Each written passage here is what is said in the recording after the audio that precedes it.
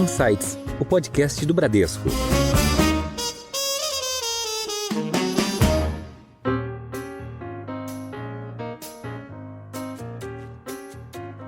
Acho que a boa notícia é esse potencial, ele está com a gente, então acho que o país tem uma capacidade de crescer entre 2 e 2,5 sem gerar muitas pressões de inflação, mas ao mesmo tempo, e a gente vai falar bastante depois de política monetária, não quero antecipar muito, mas tem um aperto de juros em curso e tem um governo que vai e precisa gastar menos nos próximos meses. Eu digo vai porque o arcabouço prevê isso e precisa pelos temas da sustentabilidade das contas públicas.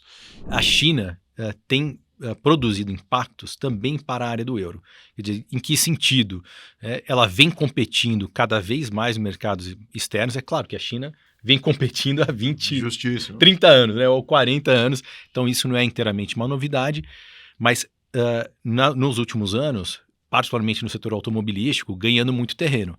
E isso e outros setores são importantes para a exportação da Alemanha e de outros países da área do euro, que estão perdendo competitividade e, portanto, tem um desafio duplo, quer dizer, tanto interno quanto competir com a China e a Ásia como um todo. Olá, você ouviu alguns destaques de hoje, mas tem muito mais. Eu sou o Newton Pereira, diretor do Banco de Atacado do Bradesco, e hoje eu estou aqui para fazermos uma análise geral sobre a macroeconomia. Teremos pousos suaves das grandes economias no mundo ou nenhum pouso? Pensando em Brasil, quais os próximos passos? No cenário doméstico, vamos fazer uma análise sobre o país nessa fase de reavaliação de trajetória de alta de taxa de juros, cumprimento da meta de inflação e muito mais. Para essa avaliação mais ampla, hoje vamos conversar com o economista-chefe do Bradesco, Fernando Honorato, e com o Marcelo Toledo, economista-chefe da Bradesco Asset. Honorato, bem-vindo. Tudo bem contigo? Obrigado, Newton. Obrigado pelo convite. Muito bom estar aqui com você, com o Marcelo também. Legal. Toledo, obrigado por estar aqui conosco aí para esse bate-papo. É um prazer estar aqui e, Newton, cumprimentar também o Fernando. Isso aí. Vamos começar esse bate-papo fazendo uma análise do cenário atual global. O mundo está desacelerando, né, Honorato? Quais os indicadores trazem esses sinais e qual a sua avaliação sobre os últimos recados do Fed para a economia norte-americana e, consequentemente, para as grandes economias? Temos eleições americanas, além da estabilidade econômica global e geopolítica. O que está no radar na tua visão? Boa. Eu acho que a eleição eu vou deixar para o Marcelo, tá? Ele está estudando esse tema de perto. Combinado. Brincadeira. Olha só, eu acho que tem alguns sinais ambíguos da economia global em relação à desaceleração, mas se a gente fosse traçar um cenário base, eu acho que o cenário base, como você descreveu, Newton, é exatamente de desaceleração. Então vamos lá. Quando eu olho para a China, por exemplo, né, a gente claramente vê um país que está exportando desinflação para o mundo. A produção chinesa cresce muito mais rápido do que as vendas do varejo internas ou mesmo do que os investimentos. E eles têm uma dificuldade de crescer, né, na velocidade que eles cresceram nos últimos anos.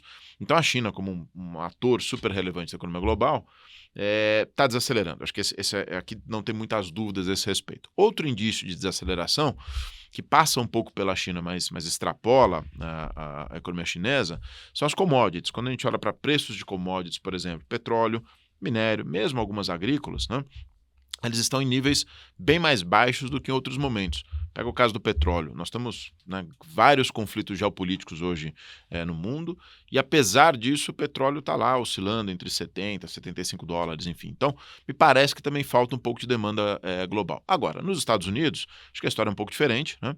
A economia segue resiliente, mas eu vejo indícios de perda de fôlego também, especialmente no mercado de trabalho. De novo, alguma ambiguidade ali, né?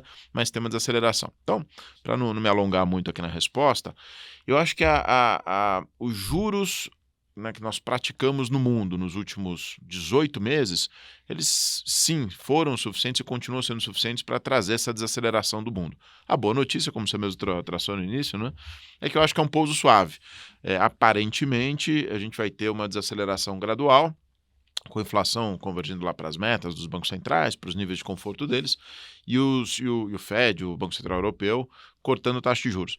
Portanto, acho que pensando para o cenário dos emergentes, a gente vai falar bastante de Brasil daqui a pouco, Eu acho que o cenário base é um cenário positivo, tá? Mas eu fiz a brincadeira com o Marcelo, até porque acho que tem riscos nesse processo, obviamente não só geopolíticos, eleição também deve ser um ponto bem importante.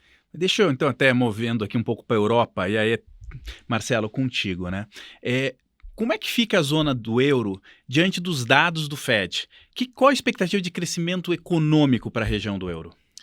Então, a área do euro, ela vive naturalmente uma situação um pouco pior do que os Estados Unidos, ou razoavelmente pior, eu diria, em termos de crescimento. Então, se a gente for olhar taxa de crescimento do ano passado e esse ano, a gente deve ter um crescimento do PIB da zona do euro como um todo de 0,5 ponto do PIB.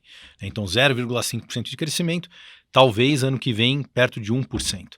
Então, é um crescimento que vem bem mais baixo.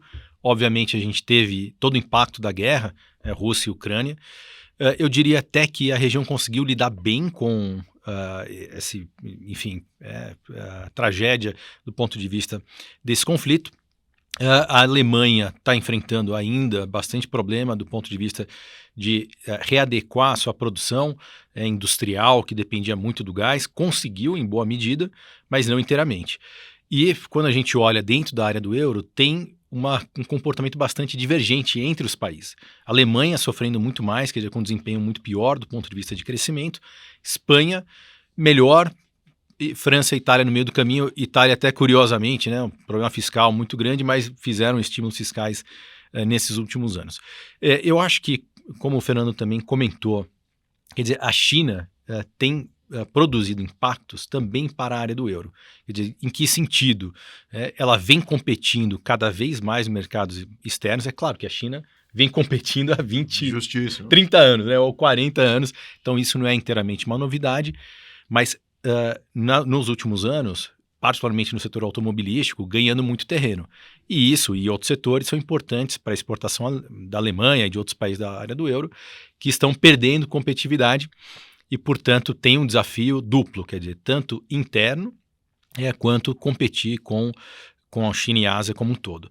Do ponto de vista de juros, o Banco Central Europeu já cortou 3 vezes a taxa de juros, então trouxe de 4 para 3,25, e a nossa visão é que vai trazer para 2 no ano que vem.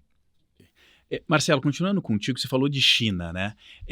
Qual a tua avaliação do momento atual da China? Porque as projeções do mercado sinalizam que a região deve crescer algo em torno de 4%, variando aí, né, nessa casa. Mas após a última coletiva do ministro das Finanças do país, ressaltando as necessidades de mais estímulos para crescimento, o que você espera com relação à China? Então vamos, sem voltar muito no tempo, mas só contando um pouquinho de onde, por que a gente está nesse momento, com a China anunciando vários pacotes de estímulo. Então, basicamente, a China tem vivido uma crise do setor imobiliário. Então, o lançamento de imóveis, que eu acho que é a estatística que eu gosto mais de olhar, caiu mais de 70% em relação ao pico, quando a gente compara ali 2000, um pouquinho depois da pandemia.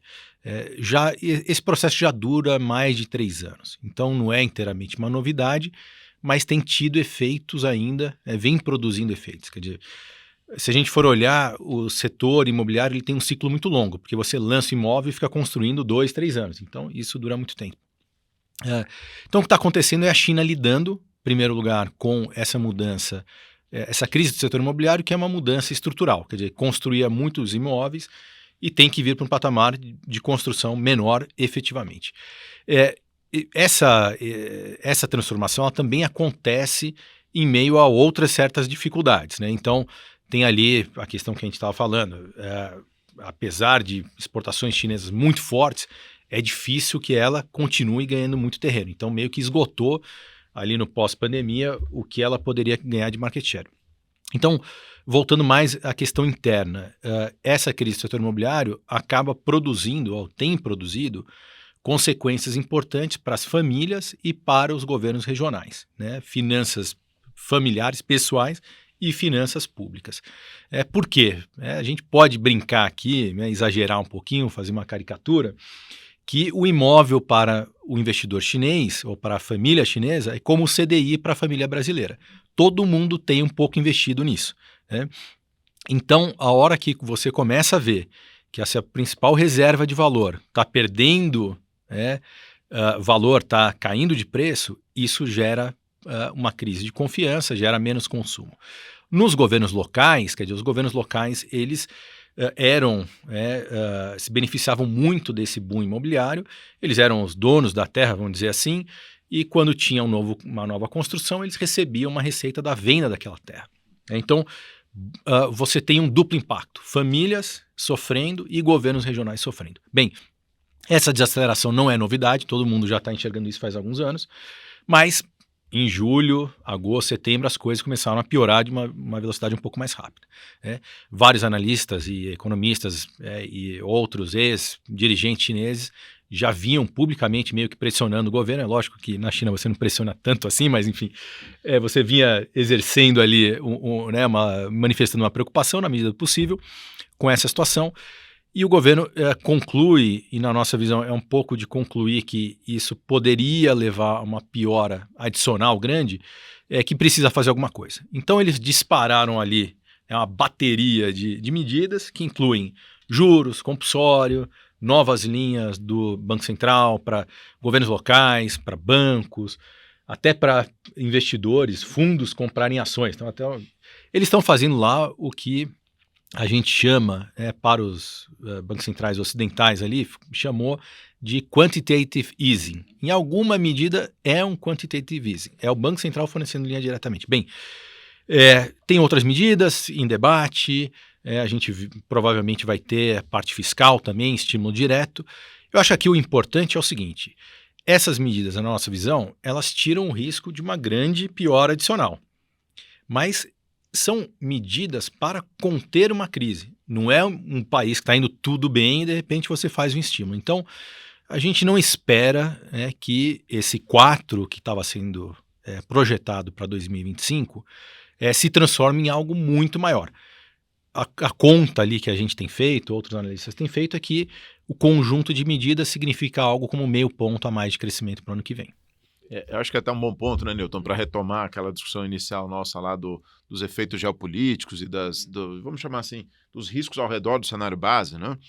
Que eu brinquei aqui com o Marcelo do tema da eleição, mas coloca em cima deste quadro que o Marcelo desenhou um eventual acirramento do conflito comercial entre Estados Unidos e China, né? Que acho que seria mais provável no caso de uma eventual eleição do Trump, né? Eu até acho que ele não vai conseguir levar a cabo o tamanho de tarifa de importação que ele tem dito, né?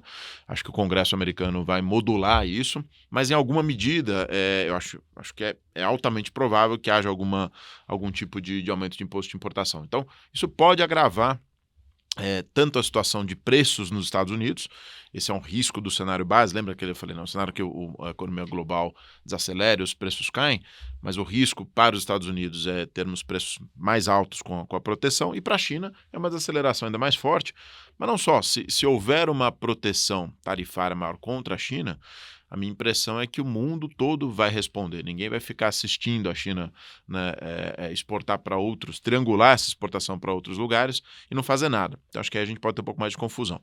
E no caso da eleição da Harris, né, eu acho que aí a discussão é um pouco diferente. A gente pode não ter esse protecionismo contra a China. Em alguma medida, eu acho que isso vai acontecer seja Trump, seja Harris, né, mas em escalas distintas. Mas você pode ter uma discussão de estímulos maiores, talvez fiscais, mais gasto do governo, também produzindo algum risco de efeito de preço. Só para fechar esse bloco aqui, eu acho que isso é um tema mais para 26 do que para 25. Né? Vai ter que passar para o Congresso, tem que ver os efeitos, enfim, mas o tema da eleição americana tem potencial de gerar volatilidade, aquele pouso suave que a gente falou? Acho que tem, né? Tem mais espaço para volatilidade de preço no curto prazo do que sobre a economia real, mas olhando para 26, 27, acho que a gente tem aí sim, dependendo da configuração de política econômica, pode ver algumas mudanças. De novo, tem alguns temas aí, alguns fios desencapados na economia global, né, que inclui as guerras, obviamente, que são terríveis, que podem gerar muita volatilidade ainda. Fernando, falamos de economia global, né, Estados Unidos, zona do euro, China, vamos aqui agora falando de Brasil, né? Olhando a economia doméstica, os dados de crescimento vêm surpreendendo, né? Com estimativas para cima, né? Mas eu queria falar um pouco sobre os próximos indicadores que devem ser fundamentais para a gente poder analisar essa melhora no desempenho do Brasil. os economistas, né, Newton, nós éramos conhecidos por errar as projeções de câmbio, né? Agora nós estamos sendo conhecidos por errar as projeções de PIB também, como você destacou. Para nossa sorte, o que me deixa dormir à noite tranquilo é que o mundo todo errou, o FMI errou, o Fed, o Banco Central Brasileiro, enfim. Mas eu queria, até antes de falar dos próximos indicadores, destacar um aspecto disso. Porque o erro acumulado de projeção de PIB foi de fato muito grande. Só uma métrica, nos últimos 3 anos, entre o que se projetava no início do ano e que se observou ao final do ano, né, se acumulou um erro de 6 pontos, 6,5 pontos nas projeções de PIB do mercado. Tá? Isso é muita coisa. Por que isso importa para a resposta aqui ou para a sua pergunta? Né? Porque o que está por trás desse erro ajuda a explicar um pouco o futuro. Né?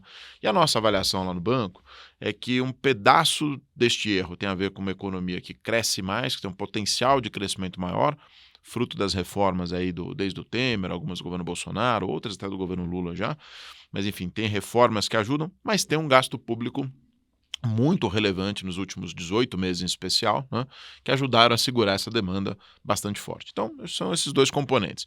Quando a gente olha para frente, acho que a boa notícia é esse PIB potencial, ele está com a gente, então acho que o país tem uma capacidade de crescer entre 2 e 2,5 sem gerar muitas pressões de inflação, mas ao mesmo tempo, e a gente vai falar bastante depois de política monetária, não quero antecipar muito, mas tem um aperto de juros em curso e tem um governo que vai e precisa gastar menos nos próximos meses. Eu digo vai porque o arcabouço prevê isso e precisa pelos temas da sustentabilidade das contas públicas. Então acho que os próximos meses a gente deve observar alguma desaceleração da economia brasileira. Tá? É verdade que as famílias acumularam um pouco de poupança nos últimos trimestres, então isso deve suavizar um pouco essa desaceleração, mas acho que os próximos indicadores, e não é para ninguém, né? Ninguém precisa se assustar muito com isso, mas o fato é que a gente deveria enxergar uma economia que perde força. O gasto vem para baixo, o juro está subindo, e bem ou mal a gente tem aí uma poupança que suaviza, mas não vai conseguir levar isso muito adiante. Então acho que a gente tem uma economia um pouquinho mais fraca do que a gente viu, né, nos últimos 2 anos. E falando de previsão aí, Marcelo, qual é a nossa previsão de Selic e inflação, né, para 25 e como esses dados impactam aí o planejamento financeiro, né, tanto das famílias como das empresas? Newton, acho que é até importante a gente fazer uma observação aqui. Eu e o Fernando podemos ter números um pouquinho diferentes, né? Pela independência das áreas. Aqui eu estou na Asset, Fernando, naturalmente, economista-chefe do banco. Então a gente pode ter uma diferença ou outra, mas eu acho que aqui a gente concorda que, naturalmente, o ciclo de elevação de juros não vai se esgotar tão rapidamente, ele vai ter ainda alguns passos. A gente enxerga a Selic caminhando para 12% ano que vem, então algum aperto adicional ao que a gente teve, né, partindo lá do 10,5%. E uma inflação que fica perto de 4%. Quer dizer, eu acho que aqui, do ponto de vista do planejamento, quer dizer, olhando 2025, ainda é um cenário que tem juros de curto prazo elevados, né? Ainda mais elevados do ponto de vista real, um juro quase de 7%, 8%. Enfim, a NTNB está lá perto de 6,5%, agora até um pouquinho acima disso. Então, é um quadro como o Fernando já colocou, quer dizer que o Banco Central, ele hoje não tem um problema de inflação. Eu acho que a inflação corrente ainda está dentro de uma faixa razoável, então o problema de inflação ele é controlável. A gente está partindo de uma inflação que está perto ali de 4%, quando a gente olha os núcleos de inflação, olha a inflação em 12 meses, etc. Mas a gente tem a necessidade de desacelerar um pouco a economia, porque ela vem crescendo, né? Cresceu no primeiro semestre num ritmo muito forte. O consumo das famílias vem crescendo num ritmo muito forte. Renda é bom, a renda crescer, mas em alguma medida está um pouco mais rápido, ou bastante mais rápido do que ser compatível com a estabilidade da inflação. E a gente tem, do ponto de vista da inflação, algumas pedras um pouquinho no meio do caminho, né? Tem a taxa de câmbio, que a gente vai falar um pouquinho. Talvez a nossa visão aqui, ela venha um pouquinho para baixo, mas por enquanto é uma pedra aí no meio do caminho, nesse 5,60, 5,65. E do ponto de vista, ainda que commodities, né, internacionais estejam bem, a gente está sofrendo aqui a consequência da estiagem e de outros ciclos. Então, ciclo de proteínas, né, Marcelo? Proteínas, tem risco ali, né? E isso ainda teve uma queda muito grande ao longo de 2023 e agora está revertendo. Então tem uma pressão de alimentos que vem, junto com a questão de energia elétrica também pressionando um pouquinho esse final de ano. Agora queria pergunta para os dois, né? o foco do mercado continua sobre o fiscal. Que avaliação vocês fazem da política fiscal atual? Ainda restam muitas dúvidas sobre se o governo vai conseguir cumprir a meta, né? E queria ouvir também uma avaliação do impacto da política monetária na política fiscal do Brasil. Quais fatores que impedem que a dívida pública caia e que primeiro até que pare de subir, né? Claro. Tá com tempo, Newton? A gente tem quantas horas para Não, temos aqui um tempo definido aqui, mas... Olha só, deixa eu começar aqui, Marcelo, eu me arriscar.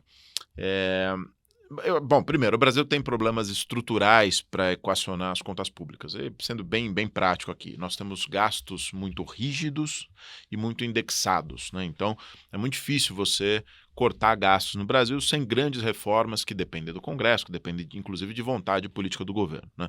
Isso é a parte estrutural. E do ponto de vista das receitas, né, tem uma certa percepção na sociedade de um limite ao aumento da carga tributária, que a gente observa no Congresso também, que é muito difícil aumentar imposto no Brasil. Não estou defendendo, não. Estou apenas constatando que você tem muita dificuldade de cortar gasto, muita dificuldade de aumentar imposto. Ora, isso é um problema. A gente tem um déficit público, né? Estão rodando... A gente espera que o déficit público termine o ano perto, o primário, né? Perto de 0,5%, 0,6% do PIB ali, e a gente não consegue cortar muitos gastos, não consegue aumentar impostos. Isso é muito sério, né, esse problema estrutural, quando a gente coloca o tema conjuntural, que o Marcelo estava falando, o juro real de 8%, em cima de uma dívida pública de 80% do PIB, arredondando os números aqui, né, produz um déficit nominal do Brasil, né, ou seja, o déficit primário mais o que a gente paga de juros, da ordem de grandeza de 9%, 10% do PIB. É o maior do mundo hoje, Newton. Isso é muito sério, né? E a dívida pública não para de crescer. Então, eu acho que olhando para frente, eu diria o seguinte: primeiro, o governo tem que dar mensagens claras e demonstrações claras de cumprimento do arcabouço. O arcabouço ainda não é suficiente para estabilizar a dívida pública, mas o que está acontecendo hoje é que tem vários gastos que estão fora do arcabouço, alguns legítimos, como o caso da recuperação do Rio Grande do Sul, né? Outros nem tanto. Então, no fim do dia, cumprir o arcabouço me parece que é o passo número 1. Número 2, e vai se somar esse esforço do primeiro, né? Reavaliar todos os gastos possíveis que não dependam tanto de Congresso e ter algum empenho junto ao Congresso para modificar programas públicos que eventualmente não estejam cumprindo mais seu papel. Eu acho que com isso você começa a restabelecer alguma confiança. Agora, o olhar mais de médio e longo prazo, mais estrutural, para eu passar aqui a bola para o Marcelo, eu acho que a gente não vai escapar de ter uma discussão mais séria, né, mais profunda, sobre essa rigidez do orçamento, sobre essa indexação do orçamento. Eu suponho que isso não vai acontecer até 2026, acho que é um tema para o próximo presidente, quem quer que seja, né? Mas a gente vai ter que passar para essa discussão para enfrentar, enfim, a indexação de saúde e educação, do salário mínimo, das regras de benefícios, né, dos demais benefícios sociais, BPC, abono, enfim, algo pode ser feito no curto prazo, mas acho que a gente vai ter que passar por isso. E também qual é o nível de carga tributária que a sociedade entende apropriado no Brasil, né? Something has to give, como a gente fala, né, nos Estados Unidos. Alguma coisa vai ter que ceder. Então, senão, essa equação aí não vai terminar bem para o Brasil. Não terminar bem significa o Brasil vai ter ou juros muito altos por muito tempo ou uma inflação muito alta lá na frente. Eu talvez adicionaria aqui, quer dizer, a questão, além da sustentabilidade da dívida, a questão do déficit nominal, a implicação dele para o médio prazo, é a interação que você provocou a gente, Newton, entre política monetária e fiscal. Então tem gente que diz o seguinte: não, o problema do déficit nominal é que o juro está tão alto que aí tem um déficit primário, né, que sem o juro de 1% do PIB, só que tem 7,5%, 8% de juros, então dá 9%. Então o problema, um é menos 1, o outro é menos 8%, então o problema é o juro. Vou te interromper, Marcelo, um segundo, é porque no déficit nominal, eu falei, o Brasil é o pior do mundo, né? Mas no primário, nós estamos no primeiro quartil, ali, os 30% melhores. Não é tão grave mesmo, você tem razão. Né? Exatamente. Então, só que aí você olha essa situação e diz o seguinte: não, então o problema é o juro, né? Quer dizer, só que é aquela visão, qual é a causalidade, né? O que está causando o quê? E o Brasil, primeiro, ele tem já um histórico de décadas e décadas que a taxa de juros básica é alta. Então, a gente tem que lidar com isso, né? O fato é que, nesse momento que a gente está vivendo aqui, nesses últimos anos, o que está acontecendo, isso talvez desde 2022, é que a despesa e o estímulo fiscal está levando a necessidade de ter um juro alto. Então, a causalidade que eu vejo é a política fiscal, bastante aumento de despesa, principalmente porque a gente tem que lembrar, a receita está crescendo bastante e, de fato, o governo teve um sucesso muito grande em aumentar, em rever regras, benefícios, etc., que estão levando nesse ano de 2024 a um aumento de cerca de 9% ou um pouco mais por cento em termos reais da arrecadação total do governo federal. É bastante coisa, é muita coisa, né? É um crescimento bastante grande. Só que, ao mesmo tempo que tem aumento da arrecadação, tem também aumento de despesas nesses últimos vários anos que foram muito fortes. Eu tenho um dado que pouca gente, eu acho que enxerga, que a despesa em 2025, projetada pelo orçamento de 2025, vai estar 65% acima em termos nominais que 2019. Então, o que os economistas debatem o que a gente tem é tirar estímulo fiscal, né, para reduzir os juros, e o crescimento ele não vai mudar tanto. No final, está todo mundo pensando em chegar no mais ou menos no mesmo crescimento, 2, um pouquinho mais, um pouquinho menos, mas com uma combinação de políticas diferentes. Olha, tira a política fiscal, coloca, ou menos necessidade de aperto da política monetária. E você reequilibra essa equação e pode ter, digamos assim, um déficit nominal mais baixo. E, Fernando, a oscilação do dólar frente às políticas monetárias, Brasil e Estados Unidos, qual a tua avaliação? Eu costumo dizer que eu nunca erro a projeção do dólar. Eu obviamente trabalho com ranges para isso, né? Então acho que alguma coisa entre 2 e 9 é bem razoável. Brincadeira aqui. Bom, vamos lá. A gente falou um pouquinho da eleição dos Estados Unidos. Eu acho que ali tem um efeito, Newton, que pode ou ter uma né? Dependendo de como as políticas econômicas forem tocadas lá, isso pode afetar sim o dólar no mundo, né? E tornando ele mais forte. Então, por exemplo, se a Harris ou o Trump fizerem políticas, né, econômicas que são mais protecionistas ou que geram mais inflação, isso vai fazer com que o Fed suba o juro em algum momento, não em 2025, e vai levar um dólar mais forte. Então, acho que esse é um componente importante para a gente pensar a moeda. Agora, quando eu olho para o real, né, eu continuo com a sensação que o real está descolado dos seus fundamentos, digamos assim. É verdade que eu acho isso há um bom tempo, ele não tem voltado para os fundamentos tão rapidamente, mas a minha impressão é que quando a gente olha para a força das contas externas, quando eu olho para o nível do câmbio real no Brasil, né, quando você desconta a inflação ao longo da história, era para ele estar mais perto de 5 do que dos 5,60, 5,70 que ele está hoje em dia, né?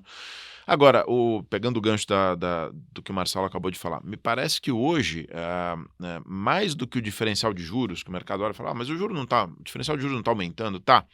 Mas os investidores parecem bastante preocupados com o tema da dinâmica da dívida pública, que esse reequilíbrio que o Marcelo sugeriu, um pouco menos de gasto público, um pouco menos de juro, portanto, né, eu acho que ele tende a apreciar a moeda, né? E eu acho que isso vai acabar acontecendo em 2025, né, em outras palavras.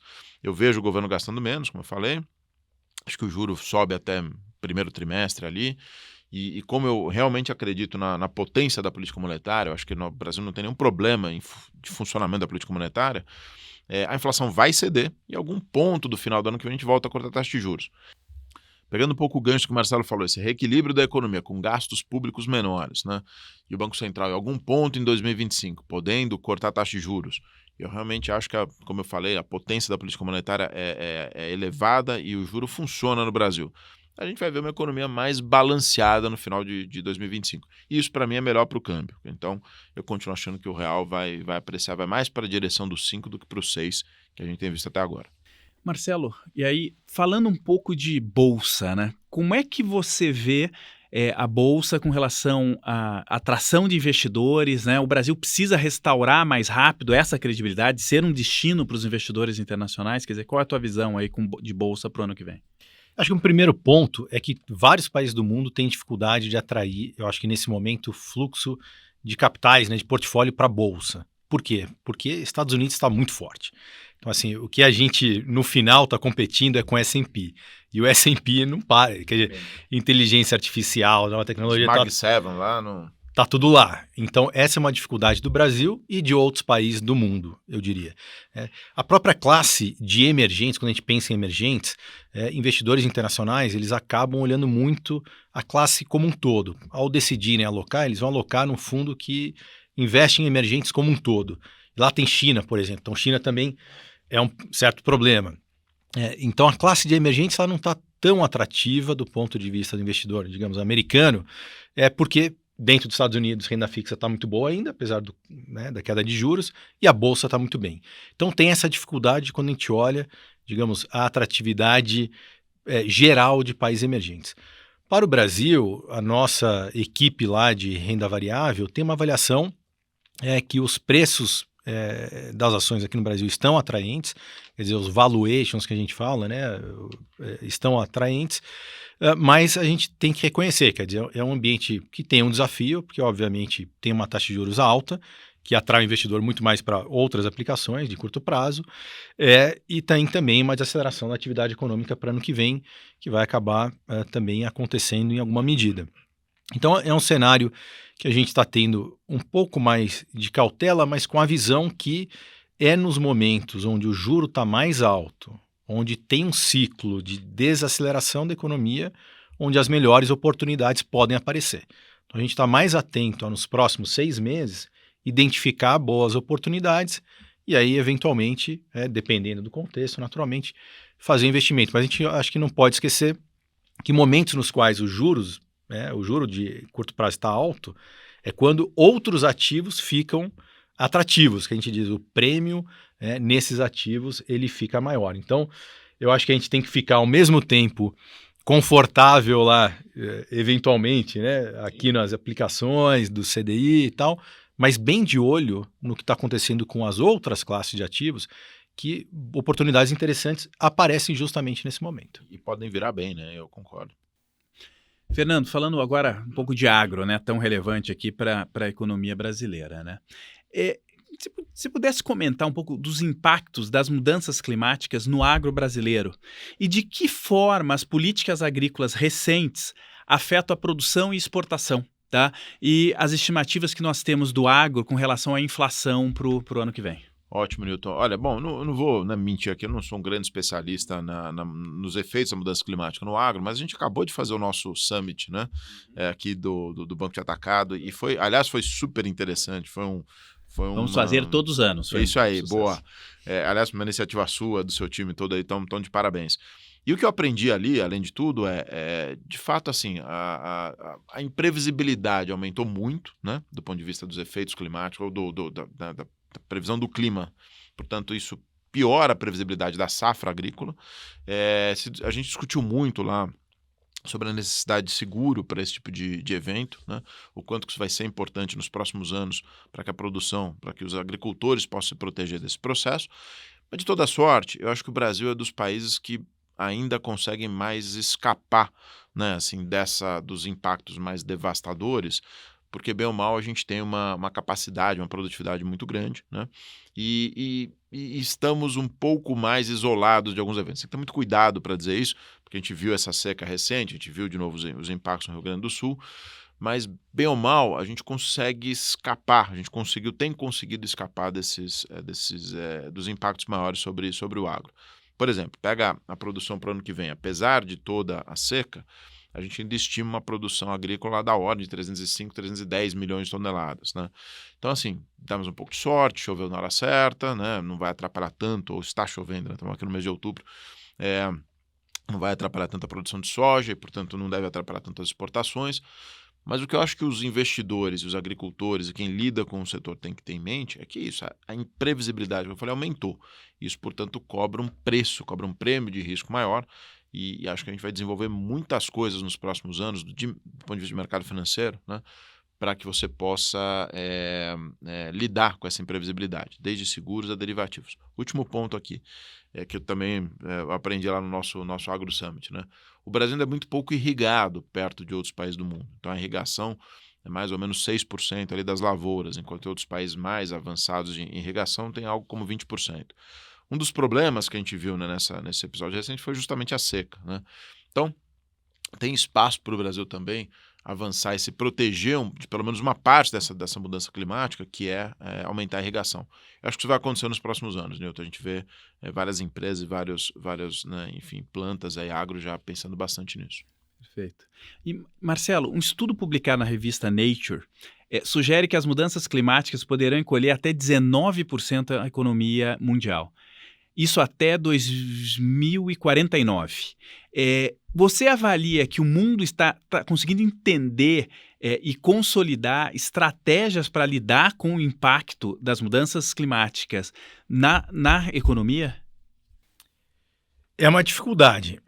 Eu acho que o nível de preocupação e de atenção ao tema aumentou muito, a mobilização aumentou muito. Eu diria que a principal questão é que requer uma coordenação entre os países e dentro dos países, entre os setores. Quer dizer, é uma dificuldade razoável de fazer isso se tornar realidade. A gente estava discutindo um pouquinho, por exemplo, o caso da Europa. Quer dizer, o caso da Europa tinha lá uma determinada matriz energética, de repente você tem que repensar, né, o que você iria fazer, que era uma energia mais limpa, não, reverte aqui, volta atrás. Então, não é tão simples de mudar essa matriz energética. A gente está vendo, de outro lado, né, um aumento, e quando a gente vê projeções de demanda de energia elétrica para os próximos anos, além dos carros, né, tem os data centers, que são muito potentes lá, inteligência artificial e tal, isso consome muita energia. Então a demanda por energia elétrica, ela vai continuar sendo crescente, e são poucos países, como o Brasil, que tem essa matriz, né, tem a vantagem ali de hidrelétrica, de solar, de eólica, mas isso está acontecendo. Eu acho que a gente vai ver isso continuar progredindo numa velocidade bastante rápida. Talvez a dificuldade, né, de coordenar, enfim, você teve várias discussões ali de como lidar com principalmente a questão de emissões globais, isso é um pouco mais complicado. Para o Brasil, e eu acho que pensando também em alguns países, eu acho que tem um tema bem importante e que a gente está dando passos interessantes nesse sentido, que é a questão do saneamento, né? O saneamento a gente talvez diga, não, mas isso é mais saúde pública, não, mas é muito meio ambiente também, porque os rios ali que nos abastecem, etc., isso e todo o ambiente, o Fernando falou da irrigação, que isso tudo tem que estar interligado. Então a gente investindo mais em saneamento, ele também implica em estar numa questão ambiental super importante para a agricultura e, obviamente, para o consumo humano, etc., e para o lazer, e por aí vai, né? Nilton, eu esqueci um pedaço da sua resposta, aqui, relembrando do efeito da agricultura nos preços de alimentos, né? Mas o Marcelo já tinha antecipado um pouco, só para reforçar. Acho que a gente tem sim esse tema dos abates, né, de fêmeas que aconteceram ali no caso do setor de proteínas. Então a gente espera, assim, está acontecendo uma pressão na parte de carnes, basicamente isso, né? E acho que isso aí pode incomodar um pouco. Então a gente vê os preços de alimentos um pouco mais pressionados no ano que vem, mas se, né, a safra brasileira ficar nesses 310 milhões, 305 que eu estava dizendo, acho que não vai ser um grande tema, assim, não, de uma disparada de preço como a gente vê em outros momentos. Tá? Muito bem, estamos encerrando a nossa conversa e aqui no Insights a gente tem uma tradição de pedir para os nossos convidados alguma dica de livro, filme, série para os nossos espectadores. Eu até peguei minha cola, porque o nome é grande aqui, tá? Mas, enfim, eu e o Marcelo tivemos o privilégio de conviver durante muitos anos com o professor Afonso Pastore, que faleceu recentemente, nos deixou. Acho que o Brasil perdeu um grande nome, um grande economista. Ele deixou um livro que foi publicado ali póstumamente, enfim, e cujo nome é Caminhos e Descaminhos da Estabilização, né? Uma análise do conflito fiscal monetário no Brasil. Não podia ser mais apropriado, né? O Pastore, a vida inteira dele, sempre tratou desse assunto, e acho que a grande discussão do Brasil dos próximos anos é essa, quer dizer, como que, né, nas suas perguntas aqui, Nilton, como que a gente vai equacionar essa interação entre a política fiscal e monetária. É uma bela recomendação, eu já comecei a ler. Marcelo, qual a dica para compartilhar conosco? Nilton, olha, eu tô muito fã desse livro que eu acabei de ler recentemente, que é o Guerra dos Chips. Então, talvez muita gente tenha visto. Ele conta a história da indústria vamos dizer, do Vale do Silício, que hoje em dia não é no Vale do Silício nos Estados Unidos, mas ele conta a história de como os chips foram criados e como isso cresceu brutalmente. E é um livro que vai até recentemente, ele vai, acho que até 2022, então também fala um pouquinho desse conflito, né? Por que é a Guerra dos Chips?